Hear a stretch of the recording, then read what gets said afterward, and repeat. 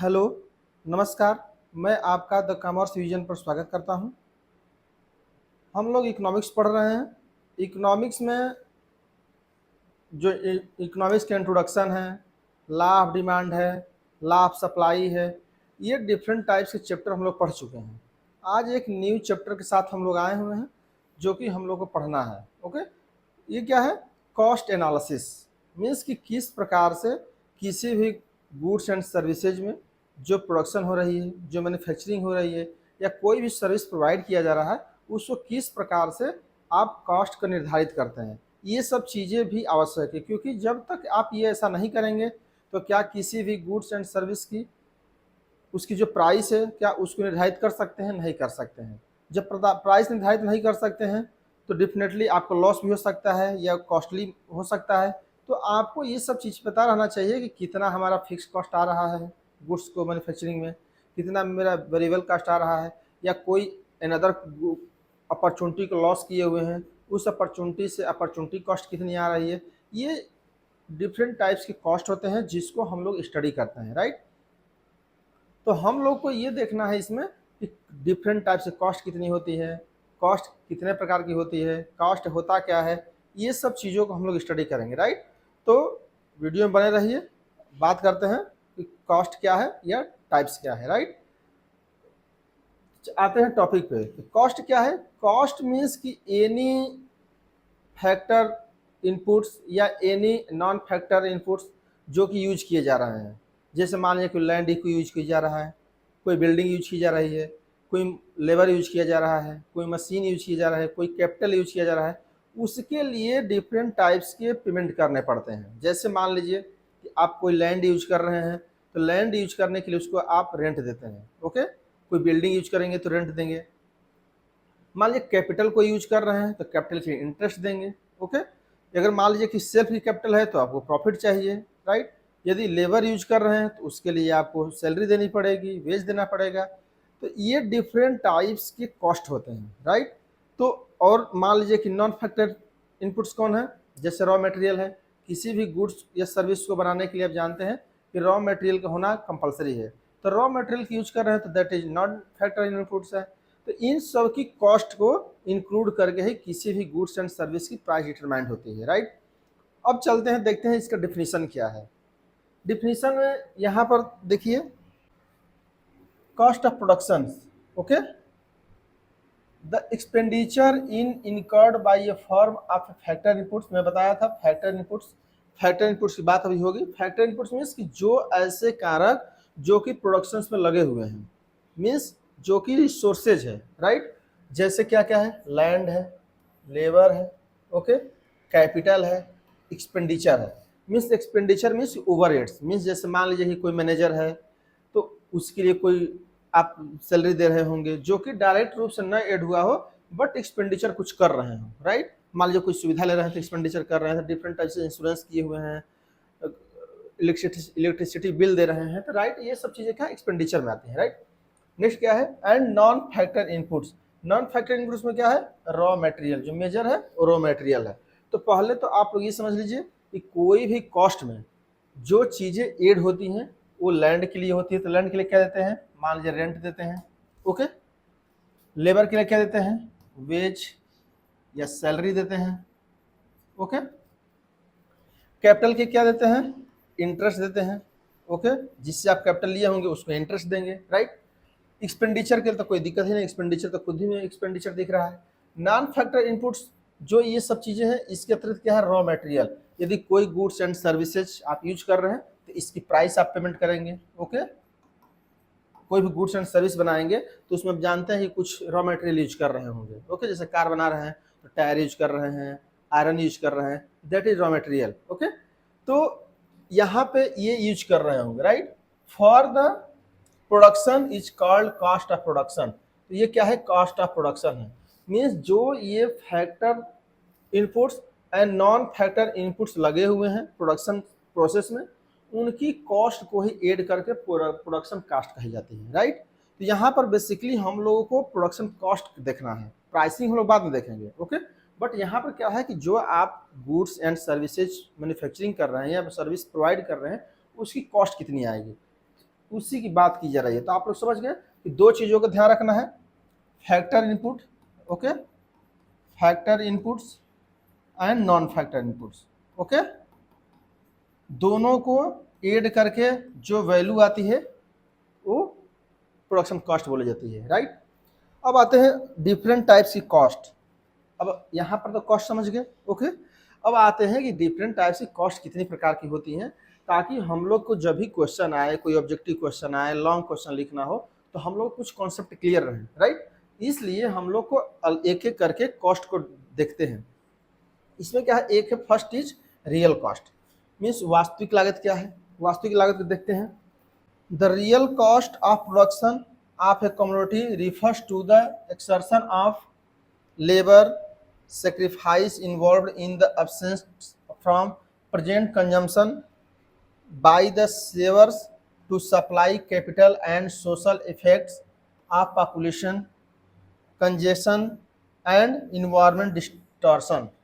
अब यहाँ पर क्या बताया जा रहा है कि एक एक करके देखिए क्या है रियल कॉस्ट। क्या है रियल कॉस्ट? ये है कि जो भी आप लेबर को दे रहे हैं, राइट, जो भी आप सेक्रीफाइस इन्वॉल्व किए हैं। जैसे जानते हैं कि कोई आप कैपिटल यूज कर रहे हैं, तो आप जैसे मान लीजिए कि आप कोई बिजनेस कर रहे हैं, बिजनेस करने के लिए कोई कैपिटल यूज कर रहे हैं, तो आप सोचिए कि कैपिटल का क्या सेक्रीफाइस नहीं कर रहे हैं।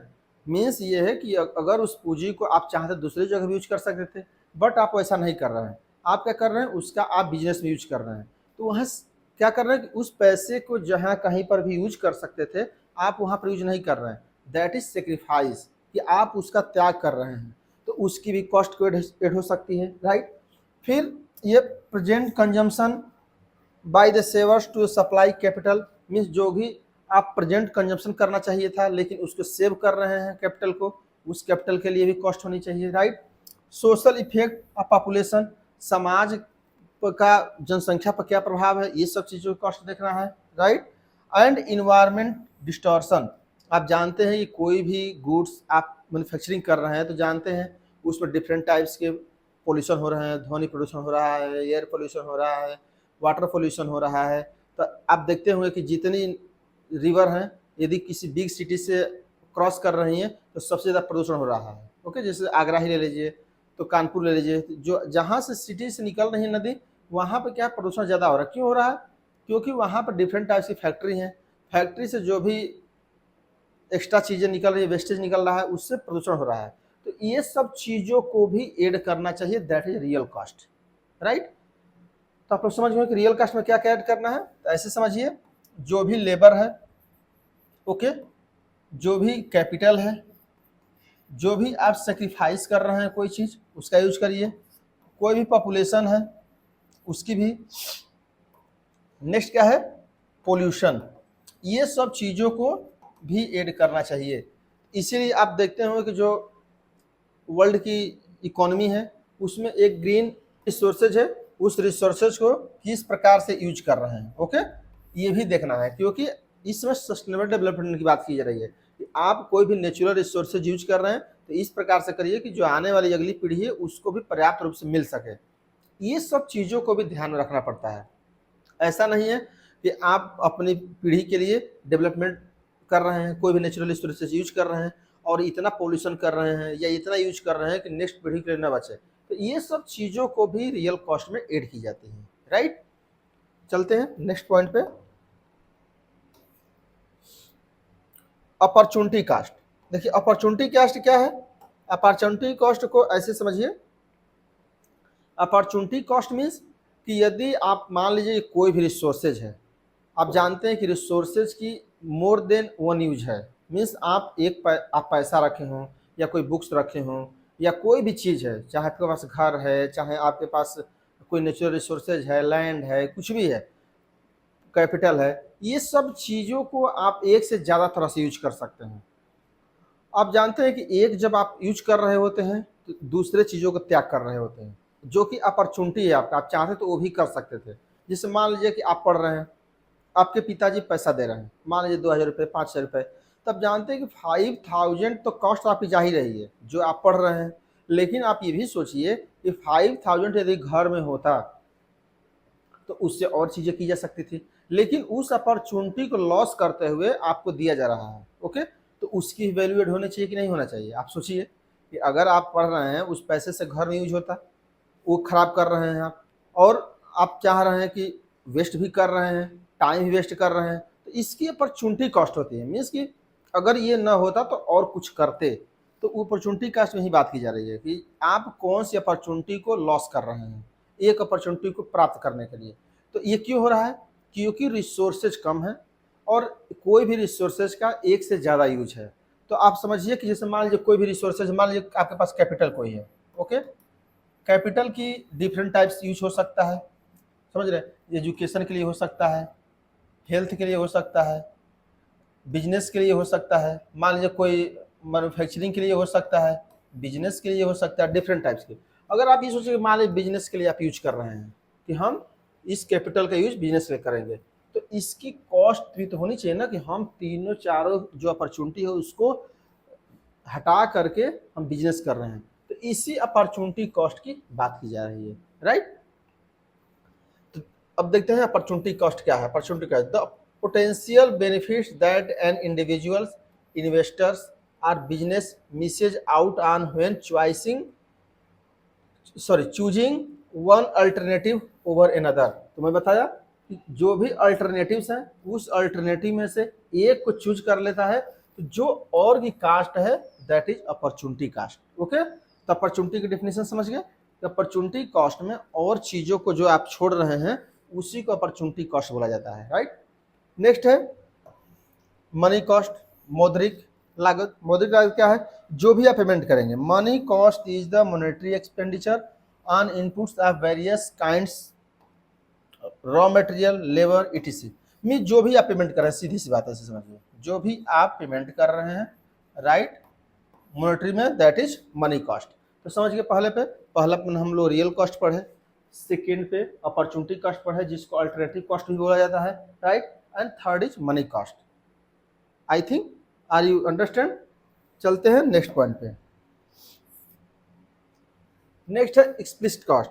यह एक्सप्लिसिट कॉस्ट और इम्प्लिसिट कॉस्ट भी एक रेफरेंस है जिसको हमें पढ़ते हैं। देखिए एक्सप्लिसिट कॉस्ट क्या कहा था? Actually incurred expenses. ओके, ये बहुत कंफ्यूजिंग है, इस बात को ध्यान रख रही है। ये जो कॉन्सेप्ट है ये एक्सप्लिसिट कॉस्ट बहुत ही कंफ्यूजिंग है, तो कंफ्यूजन को दूर करते समझिए।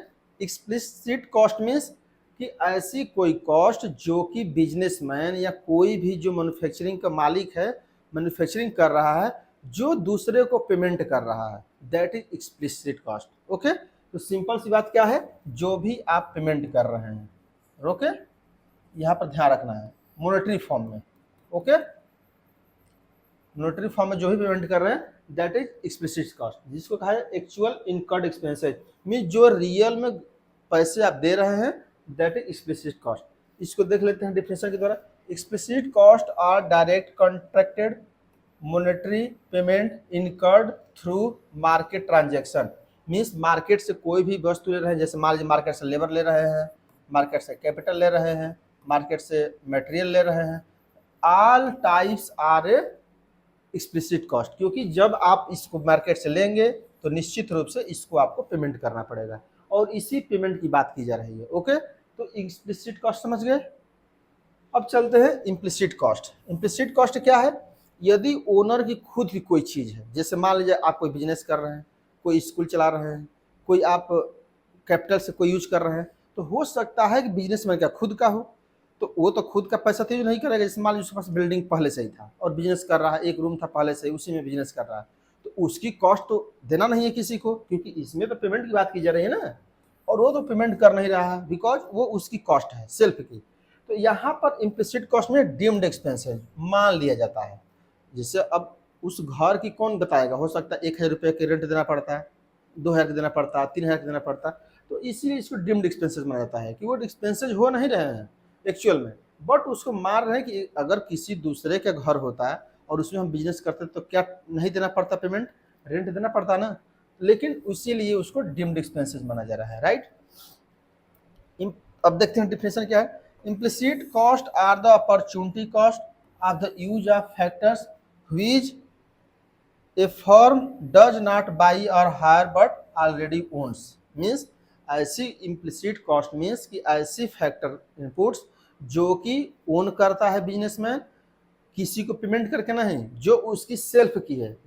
देखा दिया है ना, नॉट बाई हायर मीन्स ना वो खरीदता है ना कहीं से हायर करता है, मीन्स हायर परचेज पे या कहीं से ले आता है, वो लाता नहीं है, खुद का होता है। जैसे मान लीजिए कि स्कूल ओपन है तो उसका घर है, कोई मान लीजिए कि मशीन का मैन्युफैक्चरिंग कर रहा है तो उसका खुद की मशीन हो सकती है। जैसे मान लीजिए कि कोई पढ़ा रहा है तो उसका हो सकता है कि खुद का कोई इंफ्रास्ट्रक्चर हो, मोबाइल हो, कुछ भी हो सकता है। ओके, तो जो भी इंफ्रास्ट्रक्चर यूज हो रहा है जो कि उसका सेल्फ ओन कर रहा है, उसकी भी कॉस्ट कुछ तो ऐड होनी चाहिए। तो यदि उस प्रकार की कॉस्ट को भी ऐड कर रहे हैं, दैट इज डीम्ड एक्सपेंस। जैसे मान लीजिए कि आप इसमें पेमेंट किए 10,000, ओके, और आपका सेल्फ का घर है, उसी में आप बिजनेस कर रहे हैं, तो आप कहेंगे ना कि भले ही मैं पेमेंट नहीं कर रहा हूँ बिल्डिंग को अपनी, बट मान लीजिए कि 2,000 रुपये उसको भी ऐड कर दीजिए, तभी तो आप प्रोडक्ट की प्राइस निर्धारित कर पाएंगे। कॉस्ट 12,000 रुपये रियल कॉस्ट आ रही है, उसी के अकॉर्डिंग आप प्राइसिंग भी करेंगे। इसलिए डीम्ड एक्सपेंसेस की बात की जा रही है कि दोनों चीज़ों को ध्यान में रखना है, जो एक्चुअल पेमेंट कर रहे हैं एंड डीम्ड जो कि माना जा रहा है। राइट, चलते हैं नेक्स्ट पॉइंट, अकाउंटिंग। अब देखिए अकाउंटिंग कॉस्ट क्या है। अकाउंटिंग कॉस्ट मीन्स आप जानते हैं कॉमर्स के स्टूडेंट हैं चाहे इकोनॉमिक्स के स्टूडेंट हैं, आप जानते हैं कि अकाउंटिंग में या कॉमर्स में या इकोनॉमिक्स में मुद्रा का बहुत वैल्यू है। तो अकाउंटिंग में आप जानते हैं कि ऐसा तो है नहीं कि अकाउंटिंग में किसी क्वालिटी को अकाउंटिंग करते हैं, जो भी करते हैं मॉनेटरी ट्रांजेक्शन का ही करते हैं। तो यहाँ पर कहा जा रहा है कि अकाउंटिंग कॉस्ट क्या है, इंक्लूडिंग एक्सप्लिसिट कॉस्ट। मीन्स इसमें क्या है कि अकाउंटिंग कॉस्ट में क्या होता है, केवल क्या होता है, एक्सप्लिसिट कॉस्ट मीन्स जो आप पेमेंट कर रहे हैं। राइट, जो आप पेमेंट कर रहे हैं केवल उसी का यूज करते हैं, जो आपका है उसका यूज नहीं करना है। अगर उसको मॉनेटरी फॉर्म में कन्वर्ट कर सकते हैं तो आप कर सकते हैं। जैसे मान लो खुद ही बिजनेस में लगे हुए हैं, तो अगर आपकी वैल्यू सैलरी ले रहे हैं तब तो ऐड कर दीजिए, सैलरी नहीं ले रहे हैं तो किस प्रकार से अकाउंटिंग होगी। तो यहाँ बता जाए कि अकाउंटिंग कास्ट तभी होगी जब आप उसको मॉनेटरी फॉर्म में कन्वर्ट कर सकते हैं। क्योंकि आप कन्वेंशन पढ़े होंगे अकाउंटिंग की, तो उसमें एक कन्वेंशन आता है मुद्रा की माप, मेजरमेंट ऑफ मनी। तो आप किसी भी गुड्स एंड सर्विस में प्रोडक्शंस लगे हुआ है, जो भी फैक्टर्स लगे हुए हैं, उसकी यदि मनी में मेजरमेंट कर पा रहे हैं तभी आप अकाउंटिंग कर पाएंगे। तो अकाउंटिंग कास्ट में क्या है, जिसका मेजर हम मनी में कर सकते हैं। राइट, सिंपल सी बात याद रखिए। नेक्स्ट क्या है, इकोनॉमिक कॉस्ट। इकोनॉमिक्स आर्थिक लागत क्या है, आर्थिक लागत में देखिए दोनों चीज आता है, implicit cost and implicit cost.